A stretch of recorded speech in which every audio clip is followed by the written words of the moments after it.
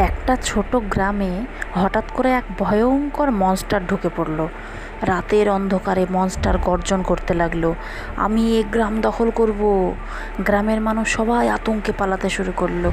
ঠিক তখনই দূর আকাশ ফেটে এক বজ্রের মতো আওয়াজ হলো। সবুজ দানব হাল্ক এসে হাজির। তার বিশাল শক্তিতে সে গ্রামের সামনে দাঁড়ালো। মনস্টার গর্জন করে ঝাঁপিয়ে পড়ল হাল্কের দিকে। হাল্কও রাগে চোখ লাল করে এক ঘুষিতে মনস্টারকে আকাশে ছুঁড়ে দিল। মনস্টার পড়ে গিয়ে আবার উঠল। এবার আগুন ছুটতে লাগলো। গ্রামের ঘরবাড়ি পুড়ে যাচ্ছিল।